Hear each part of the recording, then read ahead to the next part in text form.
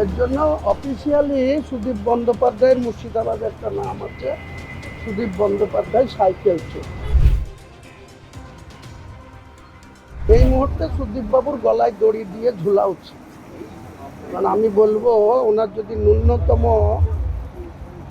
সামান্যতম কৃতজ্ঞতা বোধ থাকতো, তাহলে মমতা ব্যানার্জির দল ছেড়ে এই 80 বছর বয়সে কিসের লোভে কিসের লালসায় তিনি মমতা ব্যানার্জির দল ছেড়ে আবার একটা অনামী দল, যে দলকে কেউ চেনে না জানে না, সেই দলের লিডারশিপ করতে যাচ্ছি। শুনছি নাকি আবার আগামী দিনে এনডিএকে সমর্থন করবে। এক পা গঙ্গায় আর এক পায়ে ডাঙ্গায় সে আবার কেন্দ্রের মন্ত্রী হবে। ওর থেকে ওকে বট গাছ থেকে গলায় দড়ি দেওয়া হচ্ছে।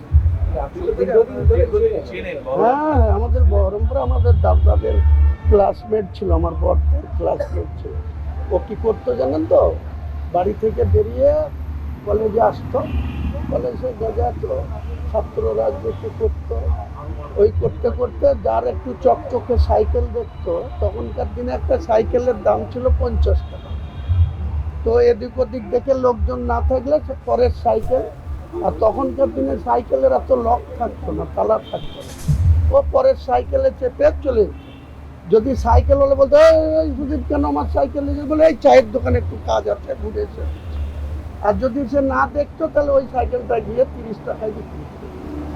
এর জন্য অফিসিয়ালি সুদীপ বন্দ্যোপাধ্যায়ের মুর্শিদাবাদে একটা নাম আছে, সুদীপ বন্দ্যোপাধ্যায় সাইকেল চোর।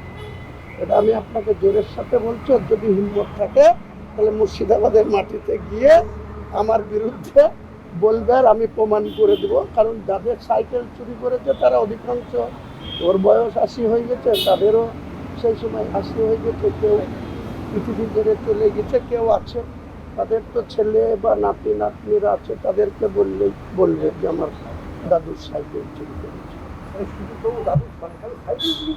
বললাম তো আপনাকে, অফিসিয়ালি মুর্শিদাবাদ জেলার বহরমপুর শহরের যত মানুষ বাস করে, তার মধ্যে আজকের দিনেও এটা অবগত আছে যে সুদীপ বন্দ্যোপাধ্যায়ের অপর নাম সাইকেল চোর।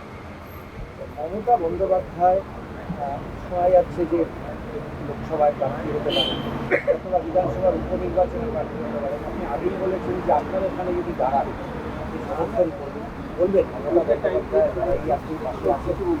দেখুন, আমি এই কারণেই বলেছিলাম, কারণ মমতা বন্দ্যোপাধ্যায় বাংলার রাজনীতিতে তো একটা উল্লেখযোগ্য নক্ষত্র।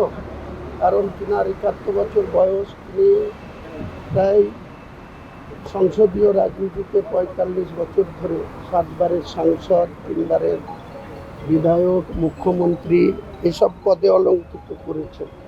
তো 21-এ শুভেন্দুবাবুর কাছে হেরেছিল 1956 ভোটে। এবার 15,000-এরও বেশি ভোটে হেরেছে ভবানীপুরে। সেক্ষেত্রে আমি বলেছিলাম যে আজকে যে দল ভেঙে যাচ্ছে, এই দলের মধ্যে উপদল তৈরি হচ্ছে। ফার্স্ট টাইম বিধায়ক হয়ে ঋতব্রত বন্দ্যোপাধ্যায় এলপি হয়ে গেল, কোনো লেটার হেডের চিঠি দরকার হলো না।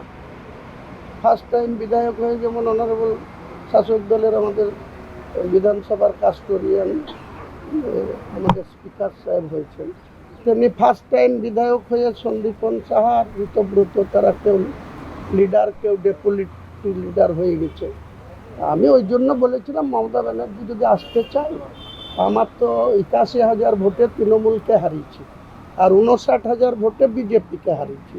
কংগ্রেস 4,000 ভোট পেয়েছে, বিজেপি আপনার 64,000 ভোট পেয়েছে, আর তৃণমূল 41,000 ভোট পেয়েছে, আর আমি 1,23,800 ভোট পেয়েছি। রেজিনগরে আমি যতক্ষণ বেঁচে আছি, রেজিনগরে শেষ কথা বলবে, সব পার্টি যদি এক হয় তাও আমি ওখানে জিতব। তাই বলেছি, মমতা ব্যানার্জি যদি বিধানসভায় আসতে চায়, ওনার প্রতীকেই লড়ুক।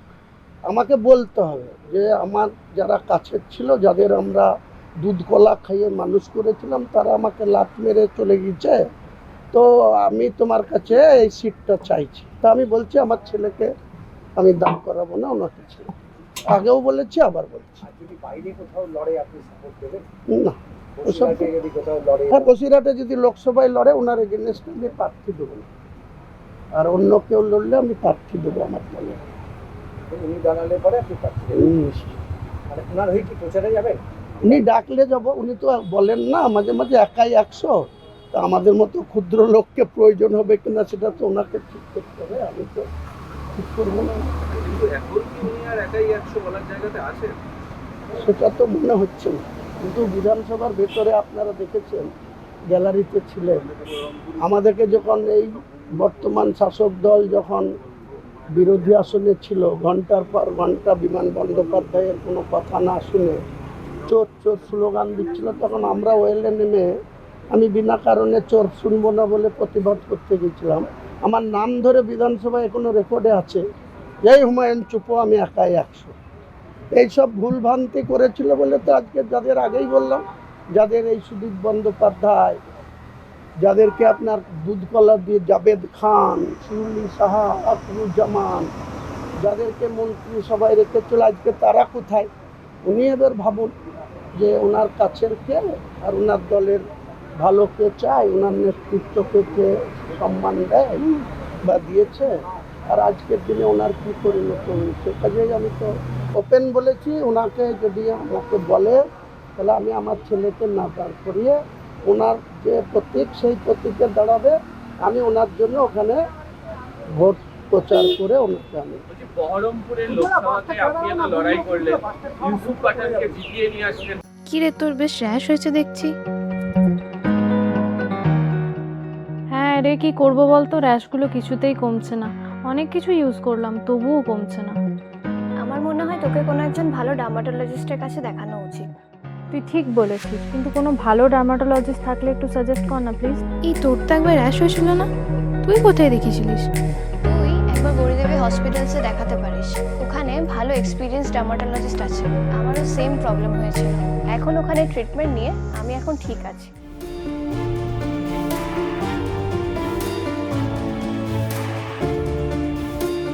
গৌরী দেবী হসপিটাল, রাজবাঁধ, দুর্গাপুর। যোগাযোগ 8001003333, 8001113333।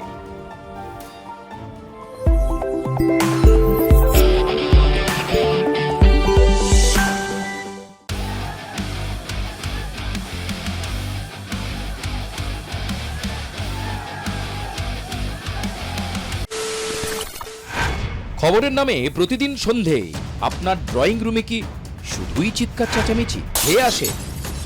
বিতর্কের নামে চলে গালাগালি আর কাদা ছোড়াছুড়ি। এবার সময় পরিবর্তনের, কারণ আমরা কান ফাটানো চিৎকারে বিশ্বাস করি না। আমরা বিশ্বাস করি খবরের সত্যতায়। আমরা কোনো পক্ষের হয়ে গলা ফাটাই না, আমরা সাধারণ মানুষের হয়ে প্রশ্ন তুলি। চিৎকার নয়, শুধু খবর হবে যেখানে বিতর্ক আছে কিন্তু কুৎসিত ঝগড়া নেই। সঠিক তথ্য, বিশ্বস্ত খবর। নজর রাখুন আর প্লাস নিউজে।